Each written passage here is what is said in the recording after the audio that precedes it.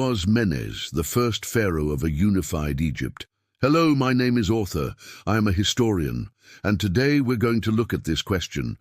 Who was Menes, the first king of united Egypt? What can we actually tell about him? And what does his legacy tell us about the unification itself?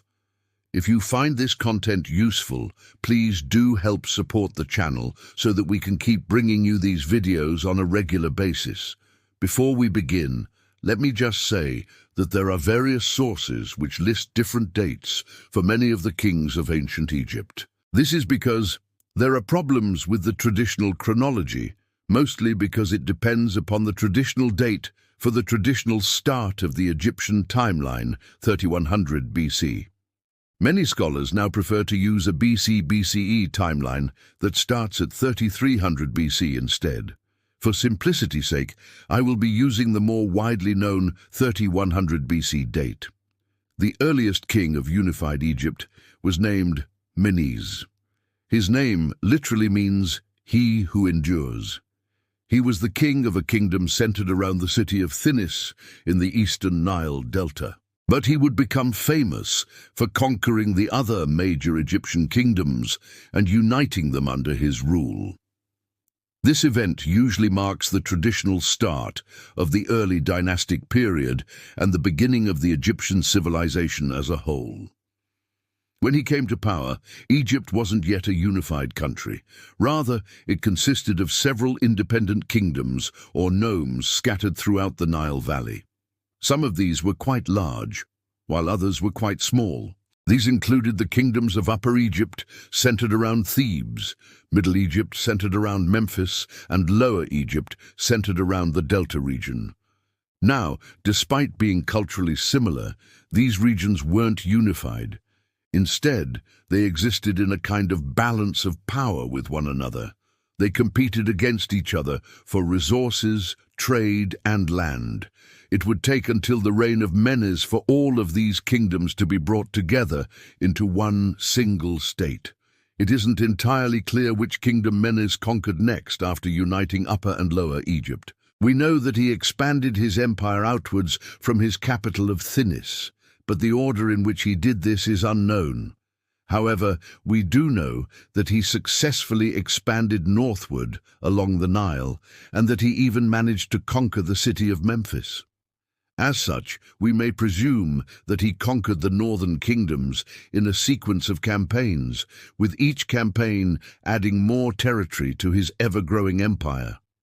After conquering the rest of Egypt, he founded a new capital in the city of Memphis. From here, he could better control the entire length of the Nile and make sure that his authority was felt from end to end. This move also demonstrated that his empire was centered around Memphis rather than Thinis. So that would have helped cement his rule over those subjects that he had recently conquered. During his reign, Egypt became a fully fledged civilization. A central government and tax collection system was established, as well as national borders. Of course, having borders doesn't mean that no one can cross them. But it does mean that there was an accepted limit to the expansion of one kingdom by another. Also, Egypt became highly centralized during his reign, with Memphis becoming the dominant city.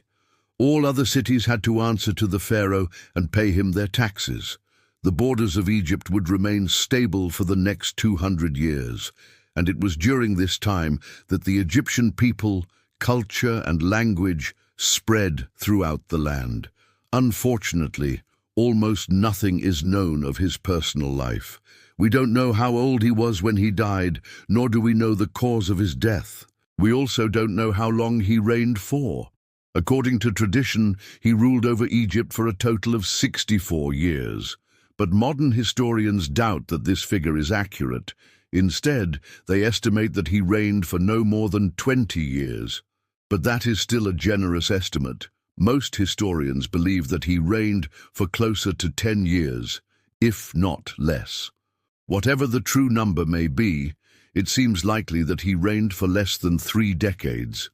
While he left no monuments behind, he is remembered on the Palermo stone as the first pharaoh of a united Egypt. This stone was discovered in the 19th century and contains a list of every pharaoh of Egypt from around 3000 BC up until the 27th dynasty. There are several copies of the Palermo stone, but this one is the most complete. The Palermo stone isn't the only source that lists his name. He is also mentioned in the Turin King list, although that one is much less complete. The exact year in which it was compiled is disputed, but it was written during the New Kingdom. He is also mentioned in the Abydos King list, which contains a list of kings from around 3000 BC up until the 18th dynasty. Again, like the Palermo stone, there are several copies of this list, but they all agree on the same names. There are other pieces of evidence for his existence too. He has been linked with archaeological finds in both Abydos and Saqqara, but these links have been heavily disputed. Another piece of evidence for his existence comes from the Greek historian Herodotus. He states that he learned from an inscription in Memphis that the first king of Egypt was a man called Minos. He gives some wild details about him, claiming that he hunted an elephant and rode a chariot drawn by 4 horses. However, these claims should definitely be taken with a grain of salt. Remember, we're dealing with a Greek writer here who has a reputation for embellishing the facts. That's putting it lightly. While his tomb has never been found, there are several places that are believed to possibly be his burial site. In fact, many early dynastic tombs have been suggested as his possible resting place. This is mainly because none of the tombs from this period have any royal burials in them. Either way, his remains were lost to history, leaving us with little physical evidence of his existence. Despite the lack of evidence for his existence, many scholars believe that he was a real historical figure. However, there are some who claim that he is merely a legendary figure used to legitimize the rulers of the Third Dynasty. After all, the Third Dynasty claimed that they were the successors of Menes, and so it made sense for them to promote his legacy. Still, even if he is a somewhat legendary figure, that doesn't mean that he didn't exist at all. It's quite possible that there was an originally local ruler who became the first king of a unified Egypt. Then the later rulers of Egypt embellished his story to fit their narrative. Unfortunately, without any hard evidence, we can't know for sure. As for his legacy, he is remembered as the founder of Egypt.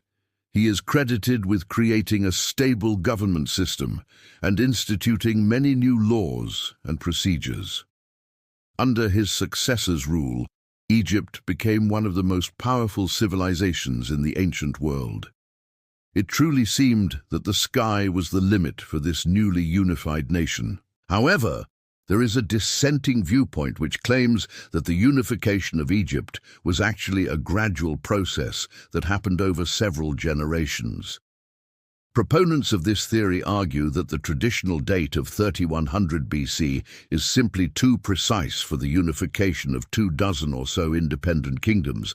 This is especially true considering that the unification would have been between kingdoms that were culturally similar, shared a language, and had a common religion. It would have been far easier for these kingdoms to unite through intermarriage and diplomacy rather than conquest. Supporters of this view point to the fact that we have very little information about the early dynastic period, thanks to most of the written records being destroyed over the millennia. They argue that the official version of events was created much later in order to legitimize the rulers of the Third Dynasty.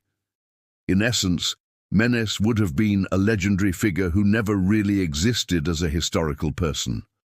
Instead, the unification of Egypt was a gradual process that took generations. Ultimately, we may never know for sure what really happened. The earliest dynasties of Egypt were shrouded in myth and legend. While there may have been a core of truth to these myths, it's possible that over time they grew to become something far grander than reality. Unfortunately, without any solid evidence, all we can do is speculate. So what do you think? Do you believe that Menes was a real historical figure, or was he a legendary figure that never really existed? Let me know your thoughts in the comments below. If you enjoyed this video, please do check out the playlist on ancient Egyptian history. There are videos on everything from the Old Kingdom to the New Kingdom in there, so there's bound to be something for everyone. Please do subscribe. It's free and helps support the channel. Thanks for watching.